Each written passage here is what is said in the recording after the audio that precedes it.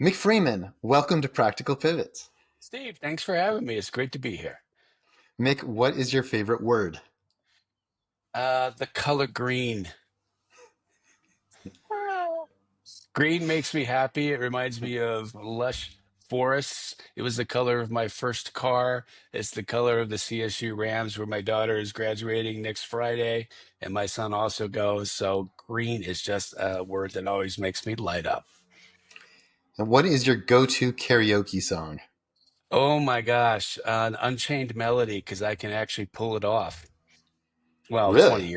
20 years ago I could, so I'm guessing I still have muscle memory.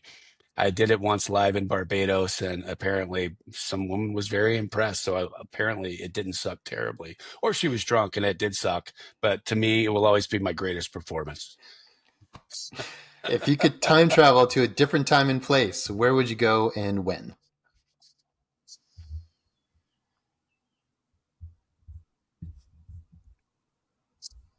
I would like to be on the beaches of Normandy 10 minutes before everybody landed with a sign that says, "You're going to win and it's going to be okay. We're going to become a world power and democracy will rule for another 100 years because of what you're about to do." Because I've watched so much history. I'm a World War II history buff.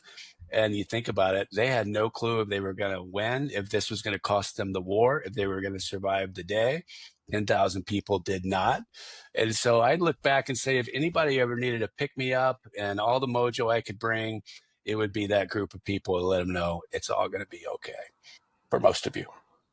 Wow, That's pretty that heavy, I know. that was really that was really heavy. Or I'd um, like to be at Ford's Theater 5 minutes before, everything happened and pull the fire alarm just to avoid things. oh yeah, like the book 1963 by Stephen King, where he tries to save Kennedy. Oh, well, I'm going to have to read that now. Sorry, this isn't about me. Um, Favorite undergrad class, and this will be particularly interesting for you because you have such a diverse undergrad background. Favorite undergrad grad class that you became incredibly passionate about and sticks with you to this day. Non-Western religions, the 300 level class, where I realized that we all have our own version and name for God, but it's pretty much the same thing no matter what we call them, and that we are all universally connected as humans to a belief that there's a higher force at play that we would like to be copacetic with. And so learning about Buddhism and Taoism and Hinduism was fascinating for me because growing up Episcopalian, loved my upbringing in the church. You could connect the dots between our beliefs and our sayings and our rhythms and, the things we chant and what everybody else does. And it's what was fascinating to me that all these religions promulgated separately, but ultimately with the same higher force. Incredible. I just about half of my guests have given a religious studies answer of some kind. It's really incredible. I wonder what the through line is between entrepreneurship, startups, and religious studies. Well, I think as you get older too, not that I'm that old because, 50 is the new 30, 60 is the new 40, but I think as you get older, you start to reflect on that. And you miss that spiritual grounding that, you grew up with. And, your kids go off to college. You're like, there's a missing piece in my life. And it's making sure I plug that spiritual hole and then finding, the Dalai Lama writing of some sort. You're like, oh, that makes a lot of sense. Oh, that sounds familiar. Wow, I think there's things like that in the Bible, but he's not reading from the Bible. So Mick, let's jump into some business history. How do you describe what you do to mere mortals? I am the CEO and executive director of a nonprofit called Ben Colorado. It stands for Bridge Entrepreneurs Network. We bridge entrepreneurs to the resources and help they need when they need it at that moment to help make sure they fail less. So think about companies that are starting to get product market fit. They're growing their revenues. They're moving from solopreneur to a team to having investors.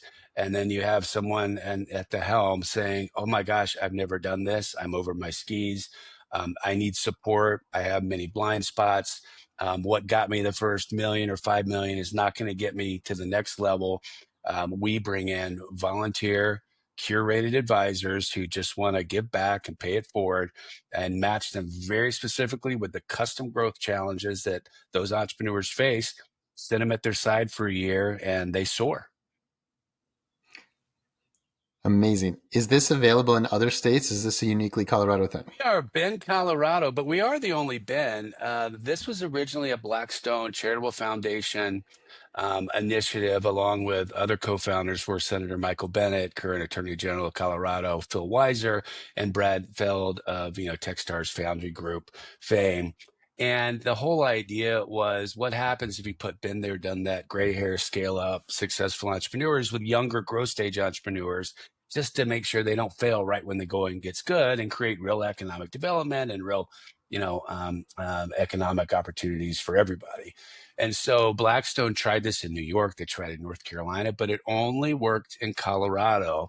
And in talking with the co-founder there, Amy Stursberg from the Blackstone Charitable Foundation, she said something that I generally agree with, which is there is no other place like Colorado. We are a highly collaborative community of entrepreneurs.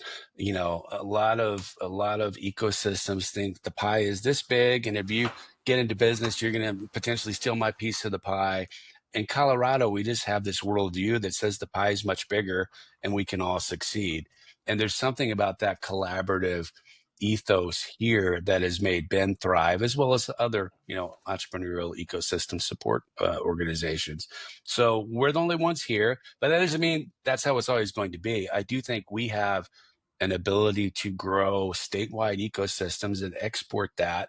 We've got the playbooks of 10 plus years. We know how to build the templates. I think, there are a lot of other places around the country that are looking at us and saying, I want some of that. Can you help me create it here? So one day I think that will be on the playbook. And how long have you been in this role?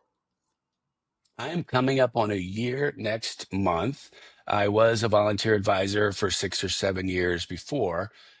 So we're kind of a accidental skull and crossbones, like not so secret society that a lot of people are like, well, how do you get into Ben? Well, a friend called me and said, you ought to be part of this thing. I'm like, well, who's Ben? What does he do? And they're like, no, no, no. And I knew nothing about it. It's become my favorite organization. So 100% of our advisors are referred in network from other advisors, and about 90% of our companies as well, because people like you gotta get engaged with this company. So I was drinking the Kool-Aid as a volunteer for years before jumping into this seat.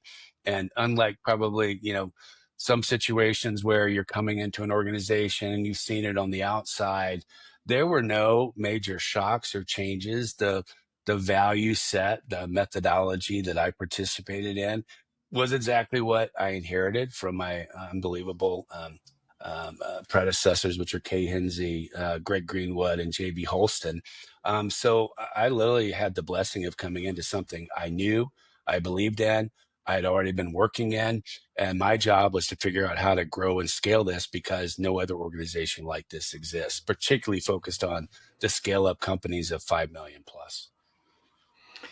It's an incredible gift to Colorado, and I think I told you somewhere along the way, but I was almost a Ben advisee as I'd made it through the whole process with Kay, and we were waiting for my investor process to end before I jumped on, and Yep. things took a different path. But at the same time, was incredibly excited to work with you guys, and can't believe that this is available. So before we jump in and we start asking about all the keys to growth, what are the drivers? I have a feeling we'll be referencing some other stops along your career tour. Can you give us a brief through line from your early leadership work to now while Oh you're gosh. leading Ben? My through line makes no sense until now. All those crazy startup turnaround, social enterprise, Fortune 25, Fortune 500, government, and university experiences have given me an uncommon cross sector, public, private, nonprofit sector perspective on businesses and nonprofits. And so it all finally makes sense now, Steve. I'm like, I can finally apply all those lenses to various growth stage companies across all those sectors.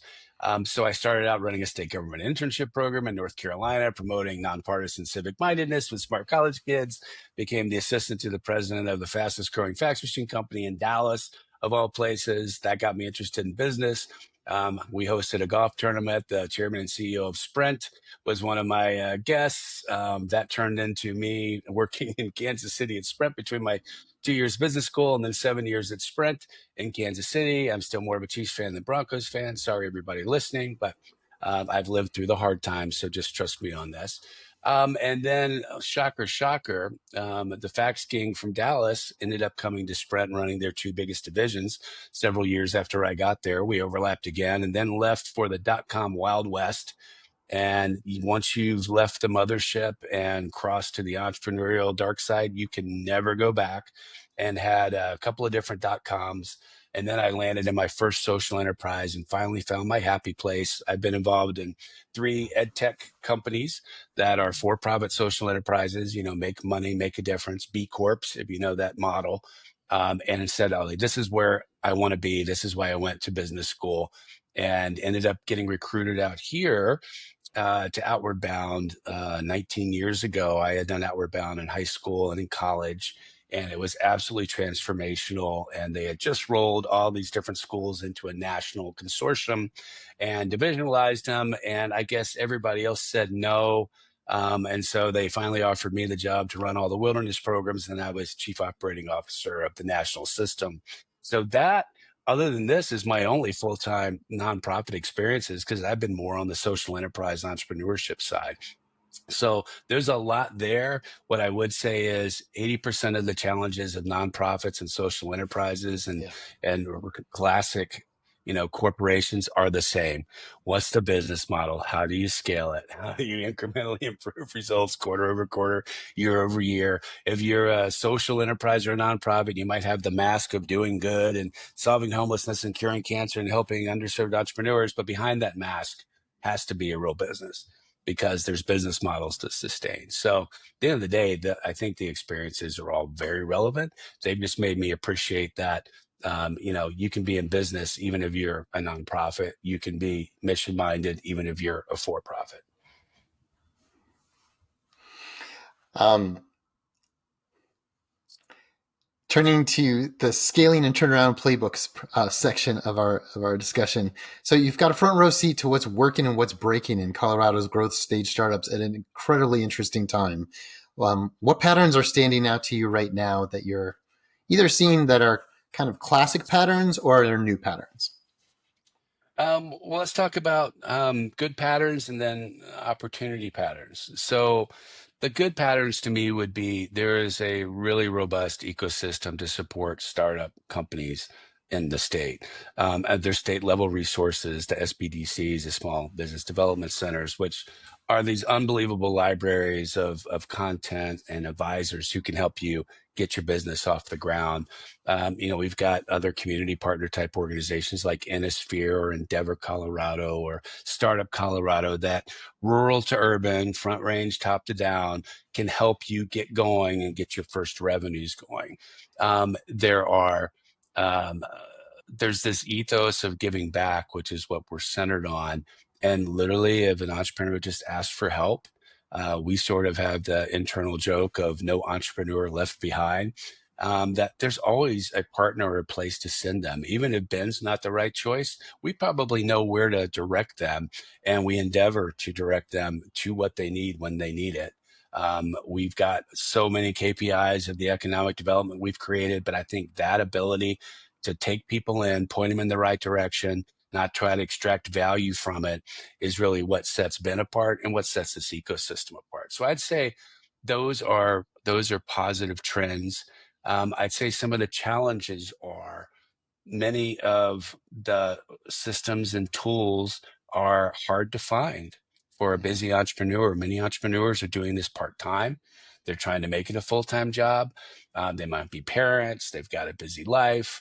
And they don't have a lot of time to root around on 20 different websites and figure out what resources they need. So one of the things we're working on collaboratively with others is building an open portal where, by vertical, by stage, you can find the funders, the advisors and mentors, and the systems and tools you need for that stage that are specific to your growth challenges, and let this community interact and facilitate with itself without, a bunch of nonprofits trying to take, all the traffic and direct it in certain directions. I think that could be a game changer for us, and one of the things we could export, because it's not easy to necessarily know where to go to get the help you want. I think the other opportunity that is going to exist is alternative financing. So there was a lot of state and federal money coming out of the pandemic that probably propped up a lot of nonprofits, candidly, and that money's gone. And now there's more uncertainty than ever with changes in DC. And, here in Colorado, we just had a kind of record budget deficit that had to be resolved. So state resources are going to be more limited for the near term. So as an entrepreneur, you're like, okay, macroeconomic uncertainty means probably there's not the traditional financial markets I can count on. On certain rate levels are making it hard for me to figure out if I even qualify with, banks and traditional lenders, or I don't, and what the long-term cost to me will be. And therefore, I think foundations with their PRI, MRI, their ability to make investments in for-profit enterprises are going to backstop some of that. I think there are ways to get really creative on working capital versus taking in equity. Debt is probably going to be way more popular until the dry powder gets released from this uncertainty. So the opportunity is for us to make it easier for those entrepreneurs to find that growth capital. On one hand, we will always coach you to bootstrap it as long as you can until you have product market fit, you got repeatable, scalable systems, but most can't do that. And they certainly can't scale that way. There are exceptions, but most cannot. Therefore, I think we as a system need to figure out how to point them toward those funding sources. And ideally, a lot of them will be earlier stage foundation or government grant types that are non-dilutive, low interest rate, help them, make mistakes without, costing them dilution. I think that's a huge opportunity for us. And the last one I would simply say is there's a bigger opportunity for cross cycle support. A lot of the systems have been built for early stage, Mm-hmm.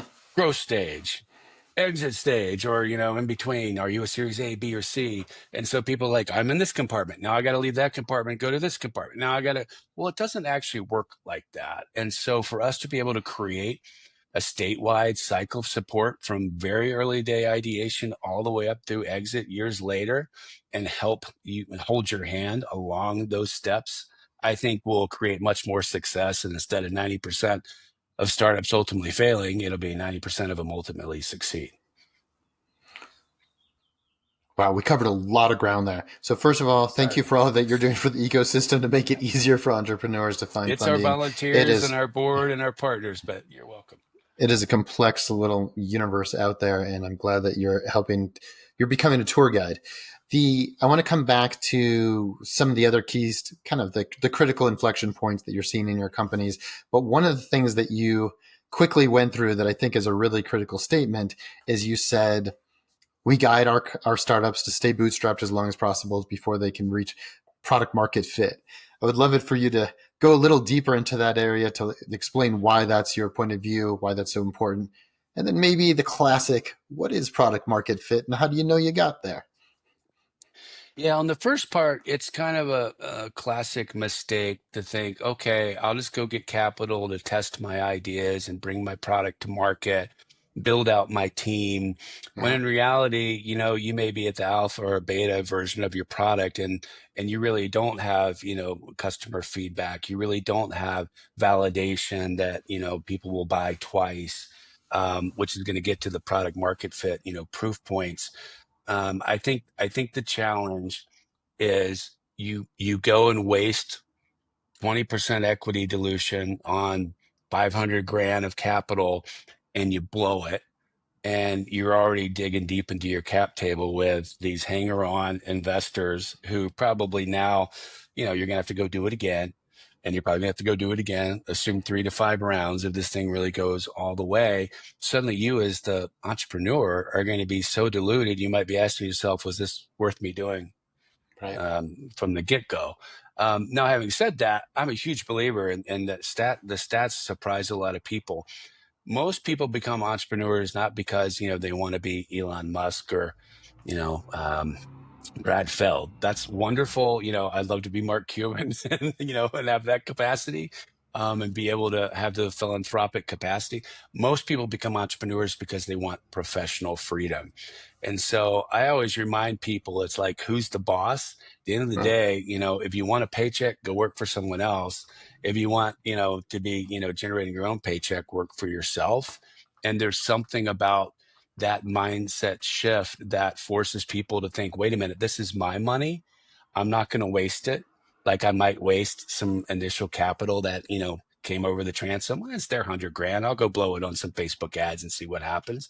When it's your capital, you're way more picky about how you're investing those precious dollars, which I think causes more discipline, and frankly, better results. So I just think you don't have to have that dilution up front, and particularly if you can get it from non-traditional sources. Now, what's product market fit? To me, it's like somebody bought it twice is almost like the single sentence. And I say that because it's easy. Like I talked to an entrepreneur this morning in our system who's just finishing going through a Whole Foods accelerator with a teen mental health gummy product. She was one of 10 out of 1,600 applicants that got into this year-round cohort, and she's going to be in 40 stores this fall. And this is someone who generated, a year ago, 10,000 a month through Amazon, and is now going to be going on this swoosh, right?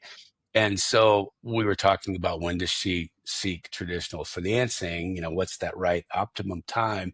And for her, even with the story behind her, even knowing what's coming this fall, she doesn't have that product market fit yet from a retail perspective. She does from Amazon e-com, but she doesn't from that. And so we're like, you absolutely can't go fire your bullets right now, because, someone will evaluate you and say, come back in a year and you'll blow it.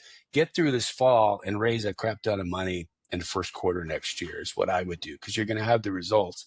So a lot of the times it's like, don't assume because somebody put you on the shelf that the end consumer is going to buy it and buy it at the level. Don't assume that because you've got 20 very dedicated buyers month to month subscribing to your product off Amazon, so that is naturally scalable. There may be something unique about your search engine optimization and product marketing that's driving a really niche group of folks who can never scale. So to me, if they buy it twice and you're in broader distribution, chances are you got product market fit. If you have a distribution strategy, as crazy as it sounds, you probably have product market fit. A lot of people don't know. A lot of our classic challenges, Steve, are, what's my go-to-market strategy? How do I scale it up? I started out D2C, but I think I'm a B2B2C, or maybe I should be going wholesale. What do we do? And the biggest mistake people make is committing themselves to one channel before they've tested them, Yeah. because of two reasons. One, you may not know where the best margins are going to be in your distribution cycle. And two, um, for sure, if you're ever going for a Series A or beyond, they're going to want to know the exact cascade and the waterfall of margins as you go from wholesale to retail. And you have to have those numbers. So to me, long-winded answer, perhaps, it's they buy multiple times and you have tested your distribution channel and have somebody responsible for it. And oftentimes that's not the founder, it's an expert. That was actually probably the most clear version of product market fit definition I've ever heard. You should And get one I out wish more, because I had no idea. I should get out more. Um, it's so interesting. I feel like the concept of the anchor client almost goes directly in contrast to this concept of you've sold it two times. I think one of the biggest mistakes I've made in business is finding a giant anchor client who said I could deliver something to them. They found me. They told me this solved a giant solution for them, Yeah. turned into a great business, and then thought I could do it twice and went out to tell everybody else, isn't this what you want? And it didn't turn out to actually be true. I wonder, yeah, does this happen to a lot of other people? Does this just happen to me? Does basically someone in the market tells you what your strategy or your go-to-market channel should be? There is the potential, I never thought about this till you asked it that way, for your average entrepreneur to consider your average, experienced advisor to be their personal AI tool. right? Like, oh, well, you must know what you're doing. You're gathering all this information from your rich plethora of experiences and lifetime challenges, and therefore, whatever you say must be golden. And therefore, Steve, you tell me I really should be a wholesale play and not spend another dime on my brand, then, I'm be like, wow, well, it's Steve. He must know what he's talking about. I do think there's that danger. And I think there's guardrails for us against that danger. One is personally for me, not that I touched that, many, many minds out there, but to me, I'm a trust your instincts, person. My first boss at that fax machine company who I've had now 4 runs with at different companies, beat that into my head, like, because I was the over analytical, over spreadsheet, over, pros and cons. It was ridiculous. Everything in my life had a plus and minus column. And he's like, yeah, yeah, yeah. What's the one sentence? What do you think you should do?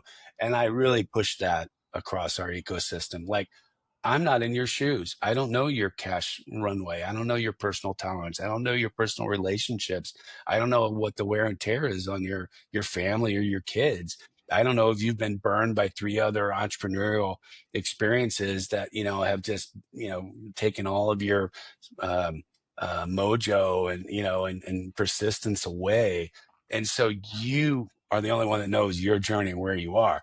Having said that, our guardrails are to come into our program, you have to very explicitly and tightly define 3 major growth challenges for the next year. And what that ends up doing is forcing, one, focus.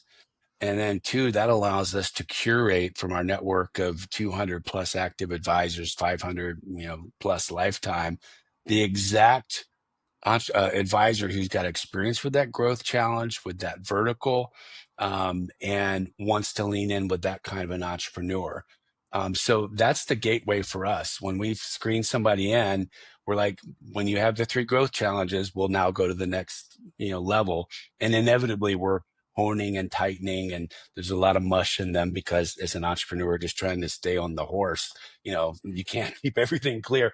We're that clear, steady hand that says, okay, so you got to go to market challenge. Okay, you've outgrown your leadership team. Okay, you are ready to take money. You just don't know what kind of financing, when, and for what. Okay, now we can cultivate the right connections for you to help you address those, which kind of gets to the bigger wow or aha of Ben. While there are examples of that one insight that came out of an annual process with an entrepreneur, it was the sticking to those 3 growth challenges with people who are expert at them that carry them through that critical juncture that's created our success. And so that helps us not, basically fail because somebody rushed into something they weren't ready for. Perfect transition statement about the 3 major growth challenges. What are the patterns of those growth challenges, and does one always rise to the top? It's a great question in a couple of ways. So having seen Ben as a volunteer, I felt like every session was different that I would come into. And by the way, I like every time I'd walk in the room with these other entrepreneur advisors, because I realized as an aha, all of our advisors were entrepreneurs. You don't just get bit by the entrepreneur bug and stop being an entrepreneur. They're still entrepreneurs. So I'm in the room with these amazing people feeling like an imposter because I've had none of this success. Oh my God, look who's over there, like the top franchise guy in natural food. And look over there. Oh my God, that was the biggest broadband deal in US history. And here I am like, dear God, let me add some value today. So anyway, there's always this sense of newness as an advisor in the process. Having jumped to this seat, I would tell you 80% of the challenges really do fall into distribution strategy. So many of our companies start as B2C, and that's not sustainable. It's expensive to build a brand. And oftentimes, after they start to get traction, realize they ought to be, switching their go to market strategy and scaling that. And then they're restarting because you're going to raise money. You can't raise money off of, well, I was D2C, but no, I'm not. So they just lost a lot of time. So we try to intervene there to figure out if they really are a direct to consumer brand or not. That's a huge one. The leadership team piece I mentioned before is huge. And so that shows up in 2 ways. The first is the entrepreneur themselves. And by the way, while our entrepreneurs are the CEOs, they're generally the founders. We call them entrepreneurs because we want to support them on their entire entrepreneurial journey and keep an entrepreneurial mindset with them. So we serve entrepreneurs. Um, Many of them, open up the kimono. We're all under NDA. Everybody's there just to help. Again, these are volunteers. It's non-extractive. Nobody has skin in the game and is going to benefit from the advice they give you. So it'd be like, okay, Steve, now you're in this safe zone. It's what happens in Vegas stays in Vegas. Let's talk about what's really going on. And inevitably there will be, I've never done this before. I have never scaled something like this. This was just a product idea that turned into a really big company. We had one last fall, a $28 million company. It was four guys, Air Force vets and buddies who started a ERP company, and then their wives are like, is this a real business? And they're like, oh, I guess it is. And they completely bootstrapped it, right? They didn't even know where it was going. And now they're like, oh my God, we can't handle the demand and the opportunities. What do we do? So just being transparent and vulnerable and coachable is everything, because we can help. It would be hard to shock our advisors. We all have muscle memory. We've all seen lots of things go down bad. That's where the gray hair comes from. I'm only 34, but entrepreneurship has taken a toll. And we just are there to help them. And being that moral support as well as the practical support helps. So I would say, helping them become better leaders. The other part of that, I said there's two parts, is the team. So many founders, were solopreneurs, and then they had some friends come in as contractors, and then maybe they hired one of their friends as the COO or whatever. And then in the safety of the room, we're like, I completely have the wrong team, and these are all my friends, and they got me to the first 3 or 4 million, but I know it's not the right team. How do I manage through this? So there's a huge cultural and people and process aspect to this, not just the go to market piece. And then there's financing. So the only growth challenge we won't take on, which comes back to your experience, is if you're in the middle of financing, we're like, now's not the time, because you're going to be spending 80% of your time on financing and not growing the business. So if you want to go through a process to figure out what kind of money, when, and how, and for what, we've helped companies raise over $10 billion in our history. We just want you to be in a place where you're focused on growing the business and not asking us to be your outsourced fundraising arm.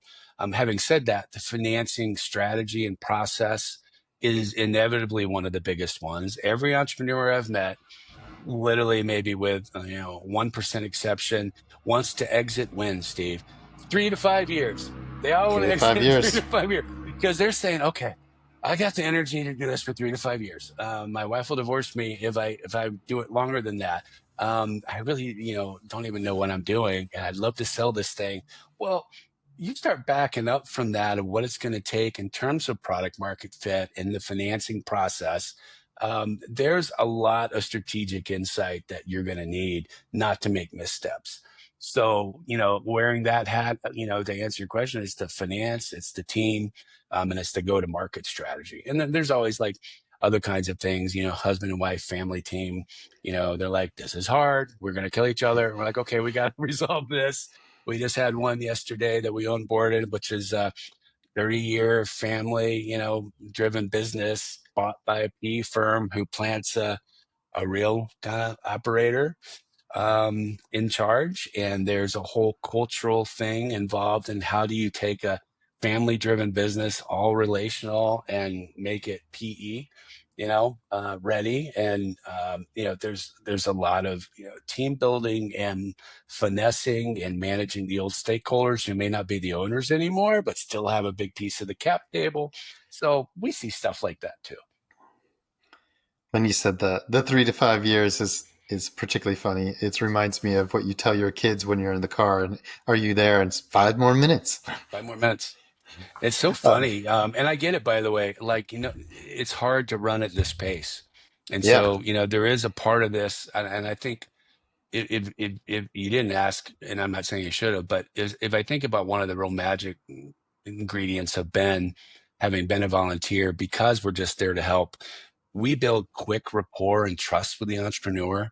And that their ability to come to us when the crap hits the fan and feel safe and supported, you know, and they might not go to their board, they might not go to their investors or their employees. They're worried. They can come to us. It's because, again, we just want to help them. And knowing that you've got that support network, I got so many examples of when I get a text. My HR director just quit on Saturday, and I'm in the middle of a Series A. What do I do?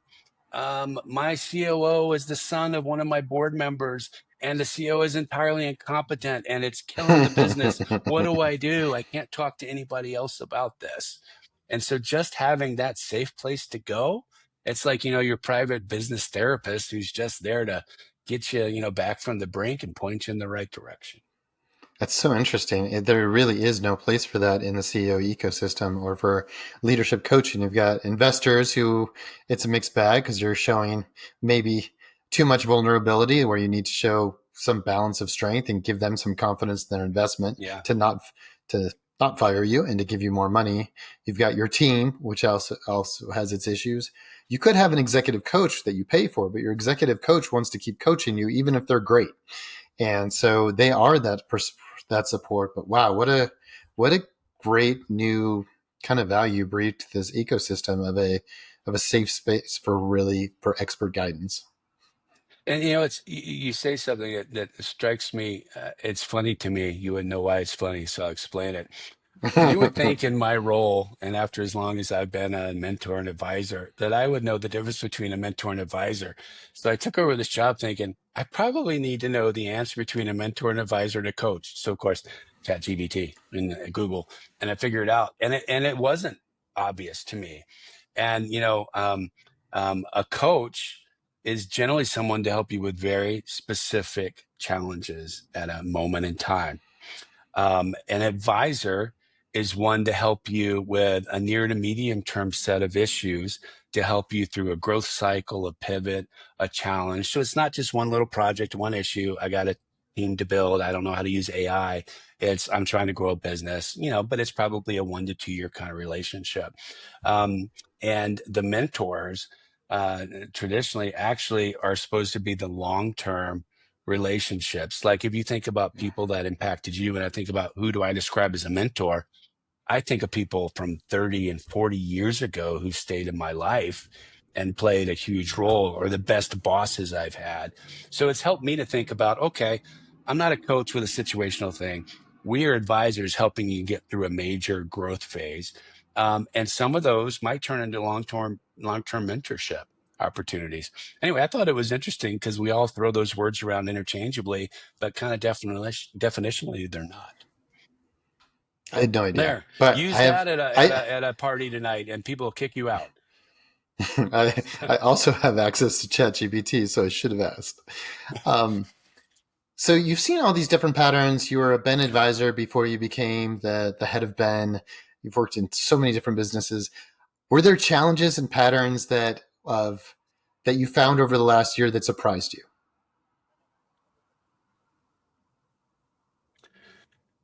How few people are willing to ask for help. Hmm.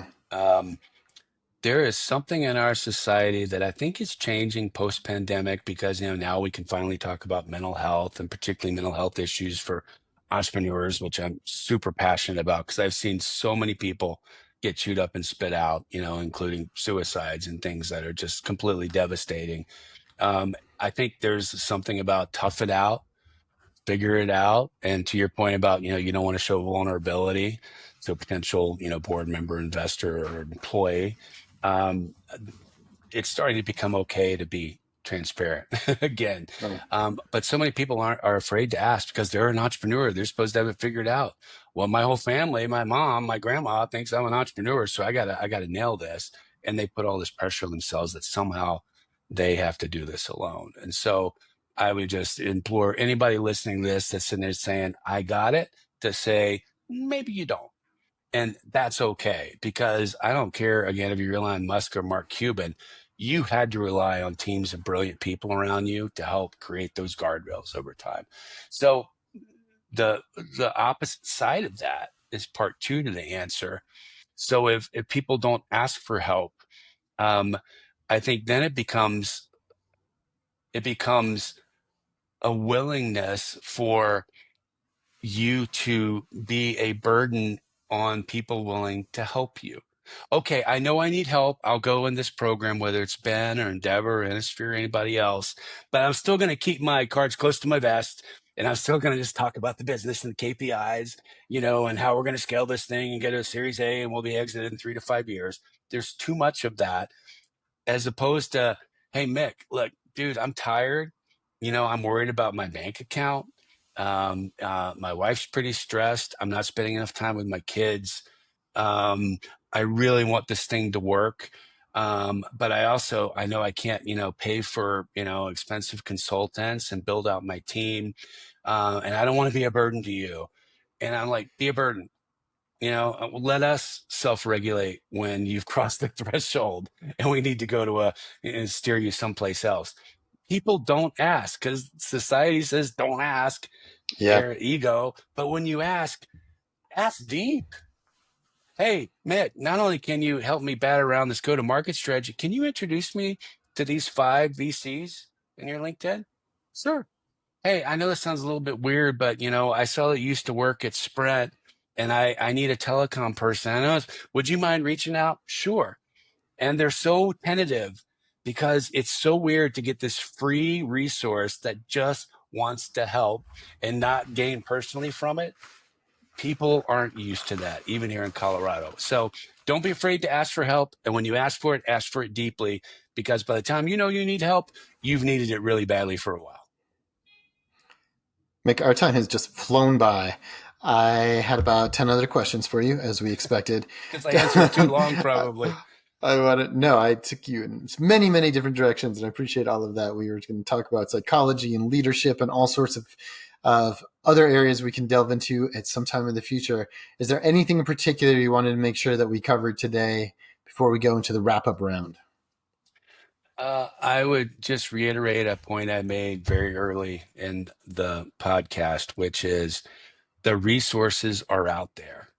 And if you're struggling to find them, send an email to mick@bencolorado.org, and I promise you, we will direct you to where you need to go.